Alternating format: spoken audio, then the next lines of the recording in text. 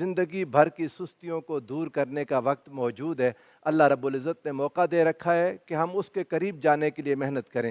حاضرین محترم، انسان اور جن، اللہ رب العزت نے جو ان کو پیدا کیا تو اس کا ایک واضح مقصد بیان کر دیا، وَمَا خَلَقْتُ الْجِنَّ وَالْإِنسَ إِلَّا لِيَعْبُدُونَ۔ ارشاد فرمایا کہ ہم نے انسانوں اور جنوں کو نہیں پیدا کیا مگر اس لیے کہ وہ میری عبادت کریں۔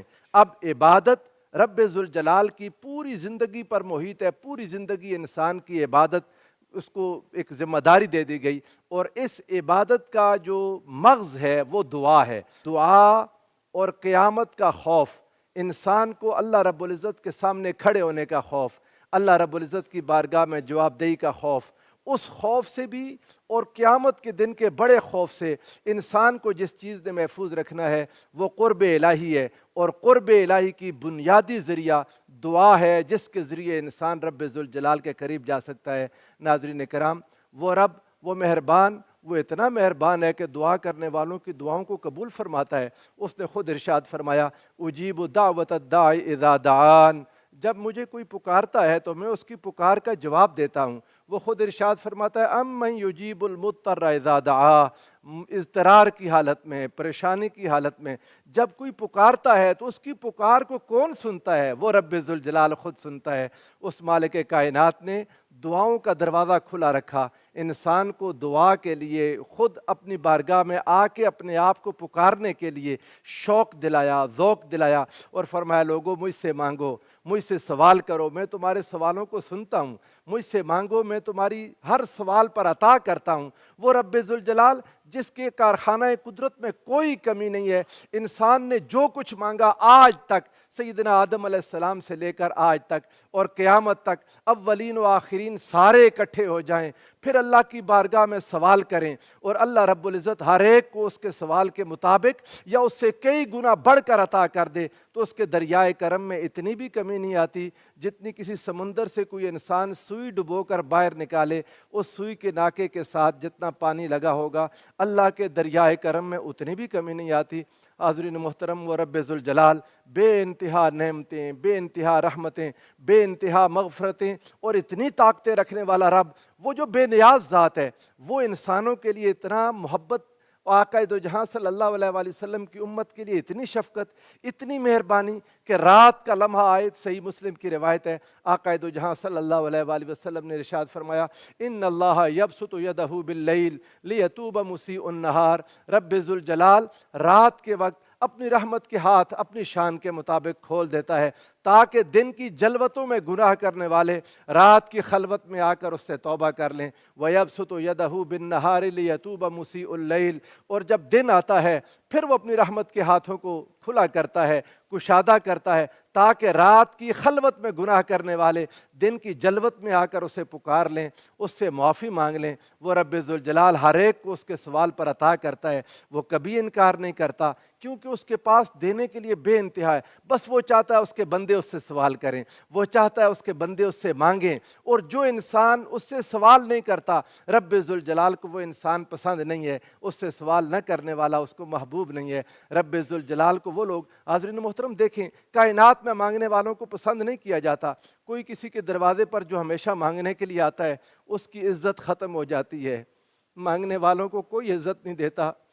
ایک در، ایک گھر، ایک بارگاہ جو مانگنے والوں کو عزت دیتی ہے، ہم اسی بارگاہ کو چھوڑے بیٹھے ہیں جس بارگاہ میں مانگنے والے سائل کی عزت ہے، جس بارگاہ میں جو جتنا مانگتا ہے وہ اتنا معزز ہو جاتا ہے، وہ مانگنے والوں کو عطا کرتا ہے۔ ہم اس بارگاہ کو چھوڑ بیٹھے ہیں، رب ذوالجلال کی وہ عظیم بارگاہ، اس میں دعا کے آداب کیا ہیں، اس کے تقاضے کیا ہیں، دعائیں کیوں نہیں قبول ہوتی؟ ہمارے ذہنوں میں کئی سوالات ہیں جو ہم نے خود سے کئی بنا رکھے ہیں، کئی سوالات کی کوئی بنیاد ہے، وہ انشاءاللہ ہم اس کا جواب دیکھیں گے۔ یقیناً قرب قیامت ایک ایسا لمحہ ہوگا انسانوں کے لیے، اللہ رب العزت نے ارشاد فرمایا، یا ایھا الناس اتقوا ربکم ان زلزلۃ الساعۃ شیء عظیم، بہت عظیم ایک زلزلہ، ایک لمحے کا زلزلہ بہت عظیم ہے۔ رب ذوالجلال نے فرمایا، یوم تذہل کل مرضعۃ عما ارضعت، وہ دن جس دن رضاعت کرنے والی، دودھ پلانے والی اپنے دودھ پینے والے بچے کو بھول جائے گی،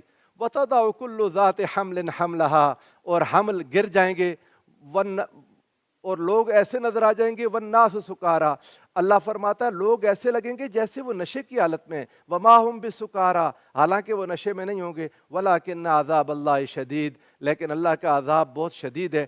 قیامت کی نشانیاں کیا ہیں؟ آج ہم اپنے ارد گرد کیا نشانیاں پاتے ہیں؟ کئی علامات صغریٰ ہیں جن کا ظہور حضور سرور دو عالم صلی اللہ علیہ وآلہ وسلم کی بعثت کے وقت سے شروع ہو چکا تھا۔ آقا دو جہاں کی اپنی مبارک زندگی میں بہت ساری نشانیاں ظاہر ہو گئیں قرب قیامت کی، کیونکہ اس سے پہلے سارے انبیاء نبی آخر الزمان کی خبر دیتے رہے، یہ نبی آخر الزمان قیامت کے قریب ظاہر ہوئے ہیں۔ حاضرین محترم، قیامت قریب ہے، قیامت قریب ہے۔ ہر انسان کی قیامت اس کی موت کے ساتھ شروع ہو جاتی ہے، لیکن انسانیت کے لیے قیامت کا قرب اتنا ہے۔ اللہ تعالیٰ نے ارشاد فرمایا، حضور سرورت عالم صلی اللہ علیہ وآلہ وسلم نے جب چاند کے 2 ٹکڑے کیے، رب ذوالجلال نے اس کا بیان اپنے پاک کلام میں کیا تو ارشاد فرمایا اقتربت الساعۃ وانشق القمر، قیامت قریب آ گئی۔ جب چاند کے 2 ٹکڑے ہوئے تو یہ قیامت کی نشانیوں میں سے ایک نشانی تھی۔ حضور سرورت عالم صلی اللہ علیہ وآلہ وسلم کا پردہ فرما جانا، اس ظاہری دنیا سے تشریف لے جانا، یہ قیامت کی نشانی تھی۔ میرے آقا کے اصحاب کا اٹھ جانا، یہ قیامت کی نشانی تھی۔ بے شمار نشانیاں ہم آج کے دور تک دیکھے چلے آ رہے ہیں۔ علم اٹھ جائے گا، جہالت کا دورہ ہوگا، بے ایمان اور خیانت کرنے والوں کے ذمے امانات لوگ ان کے ذمے کرنے لگ جائیں گے، بے پردگی ہوگی، بے حیائی ہوگی، فحاشی ہوگی، عریانی ہوگی، زنا عام ہوگا، شراب عام ہوگی، قتل عام ہوں گے۔ یہ ساری نشانیاں ہم دیکھتے چلے آ رہے ہیں جو آئے روز ہماری نگاہوں کے سامنے ہوتی ہیں۔ پھر حضور سرور دو عالم صلی اللہ علیہ وآلہ وسلم کا وہ ارشاد جو حدیث جبریل میں میرے آقا نے سیدنا جبریل امین کے سوال کے جواب میں ارشاد فرمایا، جب انہوں نے پوچھا تھا آقا قیامت کے بارے میں کچھ ارشاد فرمائیے، حضور علیہ الصلوۃ والسلام نے اس کی نشانیاں پوچھیں۔ آقا نے فرمایا تھا اس کی نشانیاں یہ ہیں، ان تلد الامۃ ربتہا، اولاد نافرمان ہو جائے گی۔ میں اس کا مفہوم عرض کر رہا ہوں، آگے اس پر گفتگو ہوگی انشاءاللہ، ہمارے مہمانان گرامی اس پر گفتگو کریں گے۔ پھر وَأَن تَرَى الْحُفَاةَ الْعُرَاةَ الْعَالَةَ رِعَاءَ الشَّاءِ يَتَطَاوَلُونَ فِي الْبُنْيَانِ، آقا نے فرمایا وہ ننگے بدنوں والے، ننگے پاؤں والے، بکریاں چرانے والے بڑی بڑی عمارات میں مقابلے کریں گے۔ یہ ساری چیزیں ہم دیکھ چکے ہیں۔ دعا انسان کو ایک جو روحانی لذت دیتی ہے، یعنی روح کی ساری بیماریوں کا علاج بن جاتی ہے، پھر ہم اس سے غافل کیوں ہیں؟ جی، حفیظ جلندری رحمہ اللہ کا ایک بڑا معروف شعر ہے، وہ کہتے ہیں کہ کوئی چارہ نہیں دعا کے سوا، کوئی سنتا نہیں خدا کے سوا۔ واہ، کہ جب سارے در بند ہو جاتے ہیں تو ایک در کھلا ہوتا ہے جو خدا کا در ہے، وہاں آپ کی ہر بات کو سنا جاتا ہے، جس کی طرف اشارہ آپ نے اپنے انٹرو میں کیا ہے۔ میں یہ کہتا ہوتا ہوں کہ دعا عبد اور معبود کے درمیان راز و نیاز اور اظہار بندگی ہے، واہ، بہت خوب۔ اور دعا خالق اور مخلوق کے درمیان فاصلوں کو کم کرتی ہے، مٹاتی ہے، ہاں جی، جی، مٹا دے۔ جتنا انسان اللہ سے دعائیں کرتا ہے وہ اللہ کے مقربین میں شامل ہوتا ہے۔ سبحان اللہ، اور سبحان میں یہ اکثر کہتا ہوں کہ دعا مومن کا استغاثہ ہے، واہ، یعنی جس طرح ایک انسان میں عدالت میں جا کر ایک استغاثہ کرتا ہے ہاں، اپنے مسئلے کے حل کے لیے، واہ، اسی طرح انسان روحانی جسمانی طور پہ جن جن امراض میں مبتلا ہوتا ہے، دعا کی شکل میں وہ اللہ کے حضور استغاثہ کرتا ہے کہ اے مالک الملک، تیرے سوا میرا کوئی سننے والا ہے ہی نہیں، واہ، میں سبحان کس اللہ۔ کے در جاؤں، میں کس سے عرض کروں۔ ہاں، اور میں یہ کہا کرتا ہوں کہ اس کائنات میں جو حیات انسانی ہے، ہاں، اس کا آغاز بھی دعا سے ہوا۔ واہ، سبحان جناب اللہ، آدم علیہ السلام اور جناب حوا نے کہا تھا ربنا ظلمنا انفسنا، واہ، تو سبحان اس اللہ۔ سے ایک حیات انسانی کا آغاز ہوا۔ اور دعا تو ایک ایسی عبادت ہے کہ جو سراسر عبادت ہے، دعا هو العبادہ، الدعا مخ العبادہ، واہ، کہ دعا تو ایک ایسا ہتھیار ہے۔ اچھا، اس کی ایک اور خوبی ہے دعا جی، کی جی، کہ دیکھیں روزوں کے ایک وقت مقرر ہے، ہاں، نماز کے ایک وقت مقرر ہاں، ہے، زکوٰۃ ادا کرنے کا ایک وقت مقرر ہے، ہاں، دعا کا کوئی وقت نہیں ہے۔ ہر وقت ہے، آپ ہر وقت دعا کا وقت ہے، ہر وقت دعا کا وقت۔ اٹھتے بیٹھتے ساتے سوتے مطلب آپ جس کیفیت میں بھی ہیں، جب آپ کا دل چاہے کہ آپ اللہ سے باتیں کریں، آپ دعا شروع کرتے ہیں، واہ، سبحان اور اللہ۔ دعا اخلاص کے ساتھ ہوتی ہے۔ ہاں، ایک شعر ہے پنجابی کا کہ میں رانجے وچ رانجا میں وچ، ہاں، تے غیر خیال نہ کوئی، واہ واہ تو واہ، جب انسان اللہ سے دعا کرے اس کی کیفیت بھی یہی ہونی چاہیے ہاں، کہ اب میرے اور معبود کے درمیان کوئی تیسری چیز نہیں ہے۔ واہ اس واہ، لیے سبحان اللہ، انسان جتنی کھل کے باتیں اپنے خدا کے ساتھ کر سکتا ہے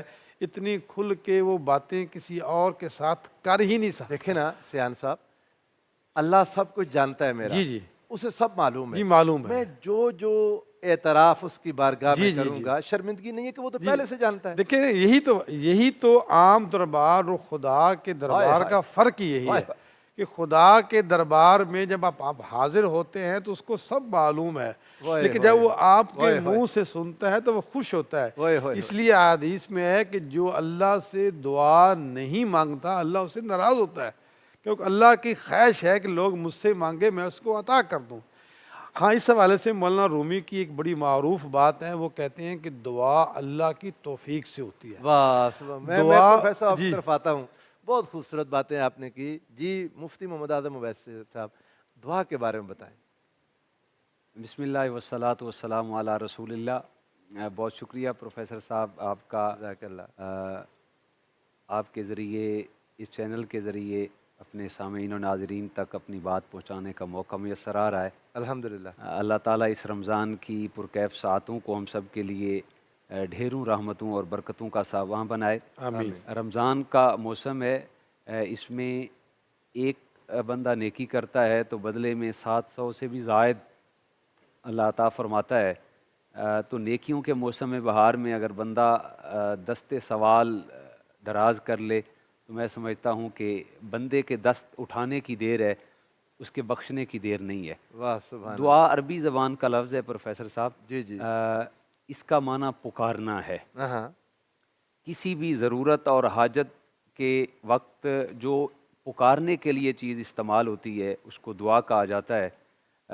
اور امت محمدیہ صلی اللہ علیہ وسلم کا یہ خاصہ ہے۔ جناب حضرت کعب الاحبار رضی اللہ تعالیٰ عنہ کے مطابق یہ امت محمدیہ پر اللہ نے احسان اور انعام کیا، جبکہ سابقہ جو امتیں تھیں اس زمانے میں صرف اس قوم کے جو انبیاء ہوتے تھے وہ لوگوں کے لیے دعا کرتے، اچھا، لیکن اللہ تعالیٰ نے امت محمدیہ کو یہ خاصہ دیا، یہ اعزاز دیا، اس حکم کو عام کر دیا۔ اچھا، اور عام کرنے کے ساتھ ساتھ پھر اللہ تعالیٰ نے امت محمدیہ کی فطرت میں یہ بات ودیت کر دی کہ جب بھی اسے کوئی مشکل پیش آئے، جب بھی پریشانی پیش آئے تو اللہ کے حضور وہ گڑ گڑائے، توبہ کرے، رجوع کرے دعا کی صورت میں۔ سورہ زمر کی آیت نمبر 18 کے اندر بھی اللہ تعالیٰ نے اسی بات کو بیان کیا، وَإِذَا مَسَّ الْإِنسَانَ ضُرٌّ دَعَا رَبَّهُ مُنِيبًا إِلَيْهِ۔ جب انسان پر کوئی مشکل وقت آتا ہے، آزمائش کی گھڑی آتی ہے تو وہ اسی کی جانب رجوع کرتا ہے، اور پھر جب مشکل میں مصائب سے گھرا ہوا شخص اس کی جانب رجوع کرتا ہے تو پھر خالق کائنات فرماتا ہے وَإِذَا سَأَلَكَ عِبَادِي أَنِّي فَإِنِّي قَرِيبٌ أُجِيبُ دَعْوَةَ الدَّاعِ إِذَا دَعَانِ۔ اے محبوب، جب آپ سے میرے بندے میرے متعلق پوچھتے ہیں تو آپ فرما دیں میں قریب ہوں، اجیب دعوت الداعی اذا دعان، میں پکارنے والے کی پکار کو سن کے اس کی دعا کو قبول کرتا ہوں۔ حضور رحمت کائنات صلی اللہ علیہ وسلم کی بارگاہ تھی، مجلس رسول تھی، چند صحابہ ذات الہ کے شوق میں، تڑپ میں، کیفیات کو محسوس کرنے کے لیے حضور رحمت کائنات کی بارگاہ میں حاضر ہوتے ہیں، آ کے عرض کرتے ہیں بندہ نواز سالہ سال ہو گئے ہم عبادت کر رہے ہیں، رکوع کر رہے ہیں، قیام کر رہے ہیں، تسبیح و تحلیل کر رہے ہیں، کبھی سبحان اللہ کہہ کر اس کی پاکی بیان کرتے ہیں تو کبھی اللہ اکبر کہہ کر اس کی بڑائی کا اظہار کرتے ہیں۔ مالک اب دل چاہتا ہے، دل کی تڑپ ہے ہم اس ذات کے جلوے بھی دیکھیں، وہ ذات کہاں ہے، وہ ذات کیسی ہے، دکھنے میں کیسی ہے۔ رحمت کائنات صلی اللہ علیہ وسلم کی بارگاہ میں جب صحابہ نے یہ بات عرض کی تو اللہ نے فرمایا جبریل جاؤ جا کر میرے محبوب کو یہ سندیسہ دلربا سنا کے آؤ۔ جب یہ بندے میرے دیدار اور میری طرف میں آپ سے پوچھتے ہیں تو آپ ان کو فرما دیں میں تو تمہارے بالکل قریب ہوں۔ جب تم دعا مانگتے ہو، جی بالکل، اچھا جب بھی تم دعا مانگتے ہو میں تمہاری دعا کو قبول کرتا ہوں۔ سبحان اللہ، سبحان اللہ۔ میں مفتی صاحب آگے بڑھوں گا علامہ احسن اویس مصطفی صاحب کی طرف۔ हुजूर दुआ, एक आप यूं कह लें कि एक इंसान अगर ये दुआ वाला हथियार ना हो, बंदा कहाँ जाएगा?